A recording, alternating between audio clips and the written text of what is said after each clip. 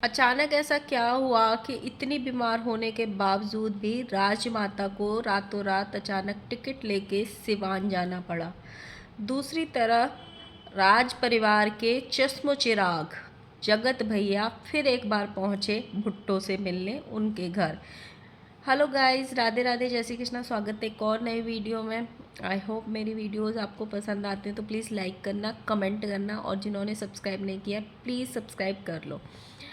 सबसे पहले बात करेंगे हम राजमाता की। राजमाता के फेस से भी लग रहा है भाई वो आंटी जो है वो सच में बीमार है, सच में बीमार है। पर आप ये देखो कि इनकी फैमिली ना बहुत अजीब है। जैसे नॉर्मल घरों में फैमिली होती है ना, वैसी फैमिली है ही नहीं। मतलब ये लोग सोशल मीडिया के लिए इतना पागल हो चुके हैं कि इन लोगों में रिश्तों की अहमियत और जो रहता है ना एक बॉन्ड परिवार का, वो है ही नहीं। वो जो चीज़ है ना परिवार, माँ बाप, भाई बहन, देवरानी, ये जो शब्द है ना सिर्फ इन लोगों के लिए थंबनेल में लगाने के काम आते हैं। बाकी इन लोगों को किसी से कोई मतलब नहीं है। राजमाता जो है 4 दिन से लगातार बीमार हैं, लेकिन उनके चश्मो चिराग उनको मतलब जिस घर में वो आई हैं, जो बंदा अम्बाला में रहता है, वो उनको बेटा और बहू एक हॉस्पिटल तक नहीं लेके जा सकते हैं कि चलो हॉस्पिटल में ले जाएं, दिखा दें कि क्यों उनका सही नहीं हो रहा है। हार के राजमाता को, यहाँ तक कि उनके पास टिकट भी नहीं थी, उन्हें कल तक भी नहीं पता था कि वो कब जाएंगी कब नहीं जाएंगी। पता नहीं ऐसा कुछ तो इनके घर में ऐसा हुआ है कि भाई बड़े बेटा बहू तो भाग गए दिल्ली, क्योंकि उनको दिल्ली जाना बहुत ज़रूरी था। और क्या है, उनकी जो सेलिब्रिटी बहू है उसके बिना जो है भैया जी शादी अटेंड कर नहीं सकते कि जहाँ जहाँ तू चलेगी मेरा साया साथ रहेगा। अभी वो वाला सिस्टम हो चुका है। तो बीमार माँ को अपने घर में छोड़ के चले गए। अब कहने को तो भाई सब थे घर में, लेकिन जिसका घर था वो नहीं था घर में। आप ये तो वही वाली बात हो गई, आप किसी के घर चले जाओ और वो चला जाए कहीं और, तो क्या कोई उस घर में रह पाएगा अच्छे से। तो राजमाता बीमार, राजमाता यहाँ तक कि उन्होंने टिकट्स भी नहीं थे। उन्होंने एक ब्लॉग में ये भी बोला कि उनकी बेटी ने टिकट्स निकाल के भेजे हैं। मतलब दो दो बेटे हैं। एक बेटा तो दुनिया में अपने आप को सबसे सर्वोपरि मानने पे तुला है कि मैं हूँ जो कुछ हूँ। वो टिकट भी निकाल के नहीं दिया, उनकी बेटी ने टिकट निकाल के भेजा। और वो जो उनकी एक बूढ़ी सी जो ननद है उनको लेके रात में 12 बजे घर पे से निकली, चली गई सिवान के लिए, और बहुत मतलब दुखी मन से गई।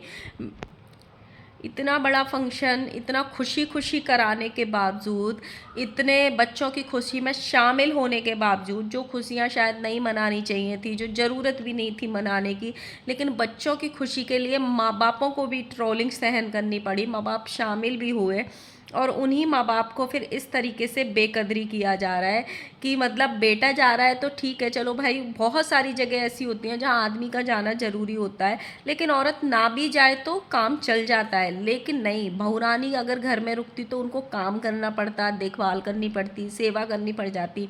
इसलिए उनके बिना अभी पत्ता भी नहीं हिलेगा। वो जहाँ टुचन भैया जाएंगे वहाँ वहाँ साथ जाएंगे, पीछे से घर में कोई आए कोई जाए कोई मरे, उनको कुछ फर्क नहीं पड़ता है। हाँ, उनको फ़र्क जैसे ही वो आएंगी चीज़ों को फेंकेंगी, उनका सामान गंदा नहीं होना चाहिए, उनका घर गंदा नहीं होना चाहिए। जो भी उनके घर को यूज़ कर रहा है वो मतलब जहाँ से उठाया है वहीं पे सामान पहुँच जाना चाहिए। तो राजमाता जब जा रही थी ना, बहुत दुखी मन से जा रही थी, बहुत एकदम आंसू मतलब उनके बार बार निकल रहे थे। ऐसे लग रहा था कि जैसे कि ना बच्चे जो हैं अब वो उनके कंट्रोल में नहीं है। मतलब बहुत दुखी करके वो वहाँ से जा रही हैं। मतलब बड़ा बेटा अपनी, वो तो किसी के बाप की भी नहीं सुनता, अपने बाप की क्या, वो किसी के भी बाप की नहीं सुनता। और छोटा बेटा भी पहले पूरे वाइटी पे हल्ला है कि छोटी बहू प्रेग्नेंट है, शायद प्रेग्नेंट है, लेकिन उनको जाना है घूमने शिमला और मनाली। शायद राजमाता के दुख के कारण ही ये है कि दोनों ही बहू और दोनों ही बेटे नहीं सुनते हैं। इतने सालों बाद उनके घर में अगर खुशी आई है, तो अगर ये बात सच्ची है और खुशी आई है, तो भाई मनाली और शिमला पूरी ज़िंदगी बड़ी है घूमने के लिए। अभी थोड़ा भी ऊपर नीचे हो गया तो ये खुशियाँ रखी की रखी रह जाएंगी। तो घूमना इतना भी ज़रूरी नहीं होता है।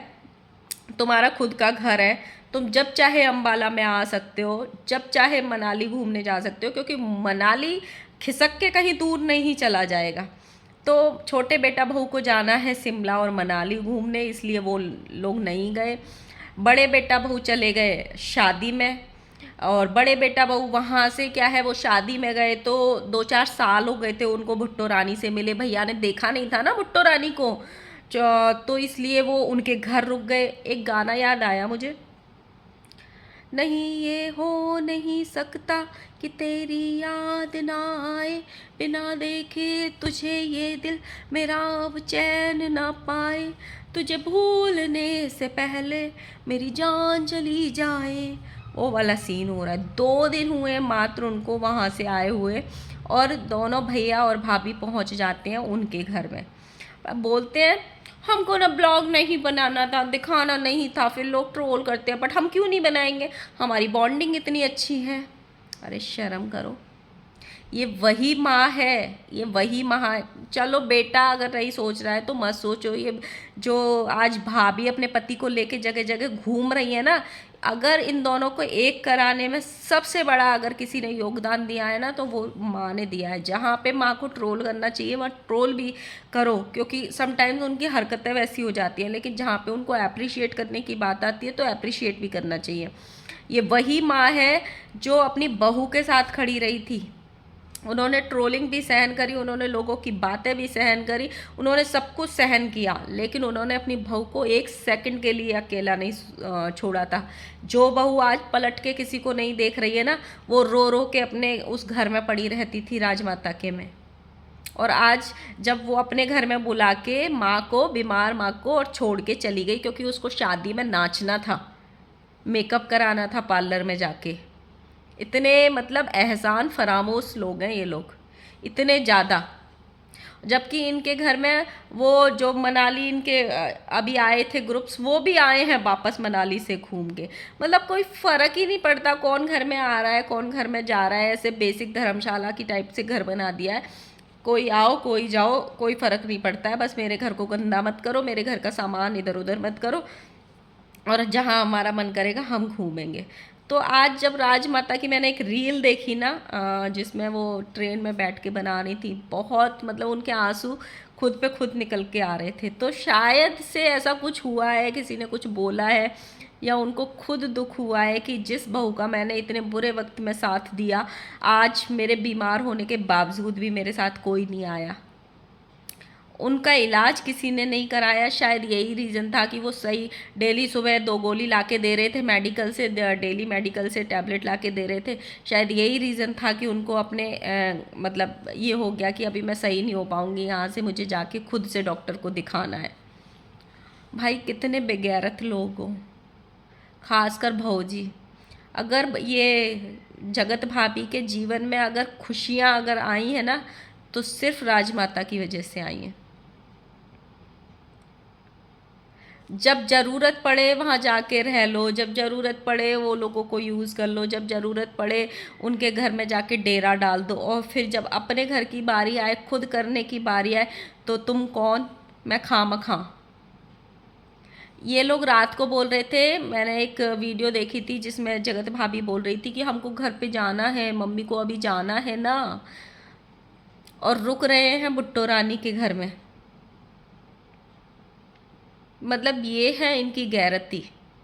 और फिर लोग ऐसे बोलते तुमको क्या, तो भाई तुमको क्या, तुम लोग ऐसे करते होंगे अपने घर में लोगों के साथ, अपने घर बुला के फिर उनको रुला के भेजते होंगे। ये तो जो लोग इनको सपोर्ट करते हैं वो ऐसा करते होंगे, इसलिए उनको कुछ भी गलत नहीं लगता है। बहुत सारे लोग अप्रिशिएट कर रहे हैं इन चीज़ों को कि अरे कोई बात नहीं, तो वहाँ पे छोटा तो है वो कर लेगा, कोई बात नहीं, अभी तुम्हारे घूमने के दिन हैं तो तुम घूमो, अभी नई नई एनिवर्सरी मनाई है तो तुम घूमो।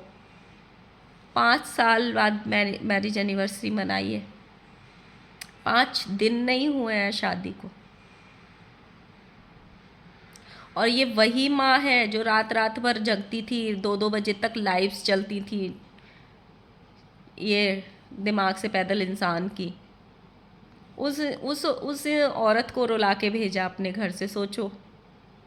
ये लोग जब अपने आप में एक दूसरे के सगे नहीं है, कि मतलब बहुएं माँ की सगी नहीं है, बेटा माँ का सगा नहीं है, तो सोचो ये लोग ऑडियंस के या किसी और के तो क्या ही सगे होंगे।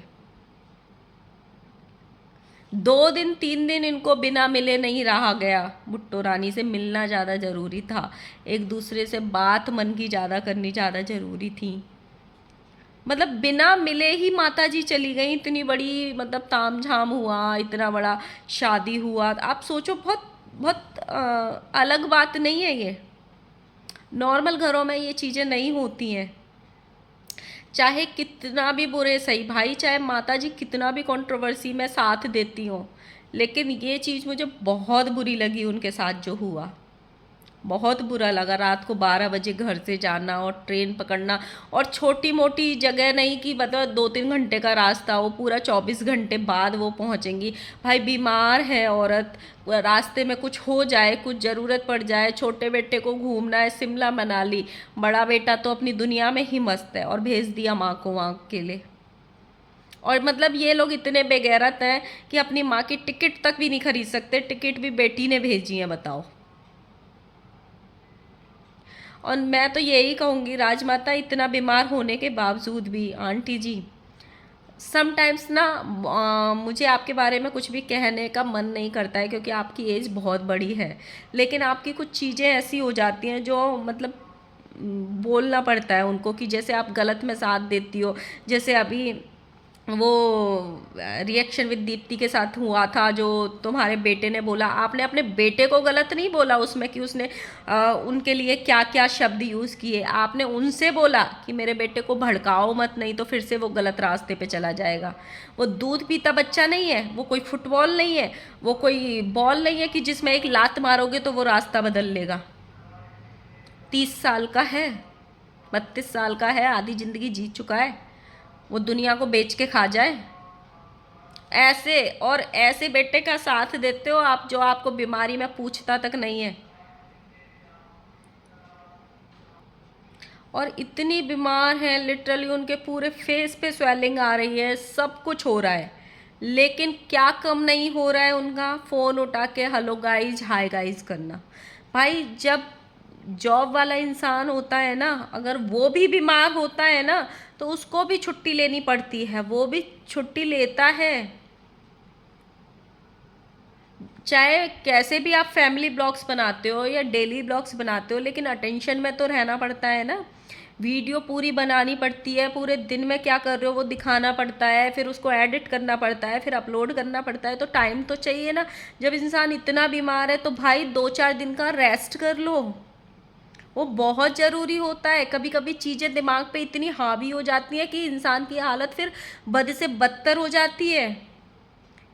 तो आंटी जी, जब आप ऐसी चीज़ें दिखाओगे और आप खुद ऐसी चीज़ें करोगे, तो आपके बच्चे तो और ज़्यादा करेंगे, उनके दिमाग पे तो और ज़्यादा भूत चढ़ेगा सोशल मीडिया का। जब आपका खुद का इतना है, आप खुद इतनी बीमार होने के बावजूद भी 2-2 3-3 वीडियोस डाल रहे हो डेली।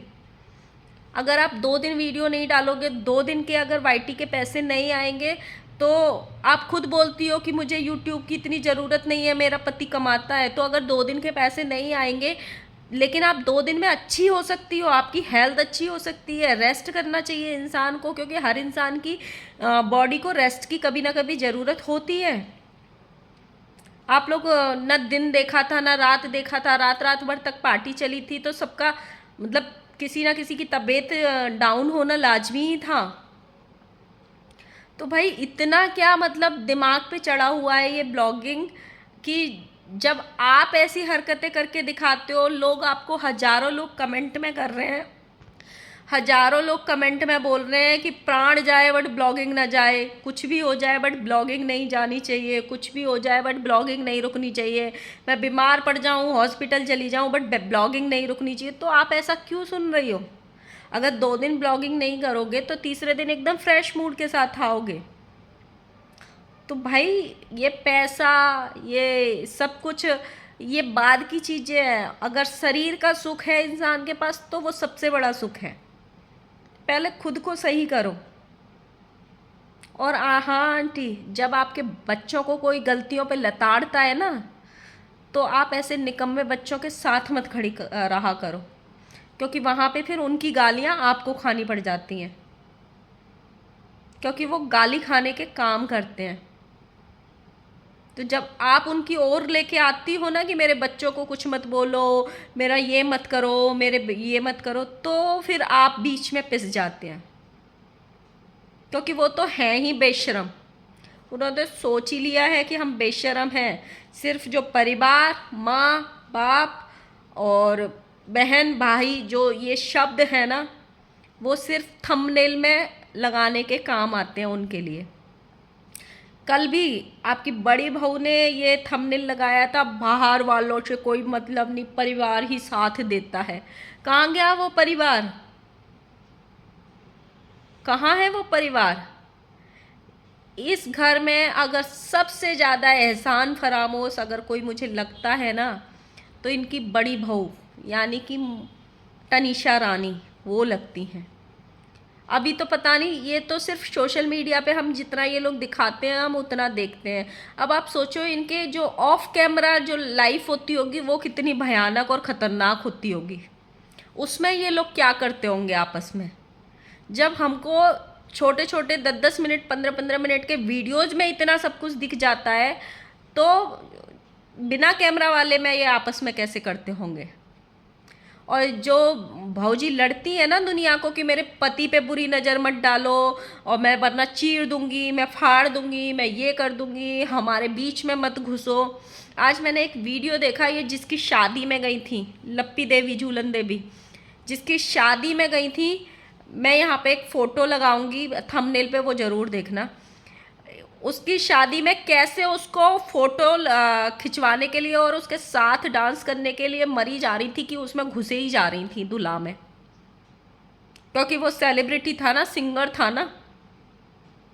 इतना बेहुदा लग रही थी। और इनके कमेंट पढ़ लेना जाके कि दुनिया को दूर भगाती है अपने पति से और खुद दूसरे के पति में घुस रही है। ये है इनकी हकीकत। ये दोनों ही एक नंबर के मतलब वो हैं, जो है वो लिख देना। अब आप, मैं अपने मुंह से बोलूँगी तो फिर सीसीटीवी आके फिर कमेंट करेंगे। ये दोनों क्या हैं एक दूसरे के लिए, वो आप लिख देना। वाणी को देते हैं विराम और मिलते हैं नेक्स्ट वीडियो में। तब तक के लिए बाय बाय। और प्लीज़ लाइक कर देना, कमेंट करना, और जिन्होंने सब्सक्राइब नहीं किया प्लीज़ सब्सक्राइब कर देना। Bye bye.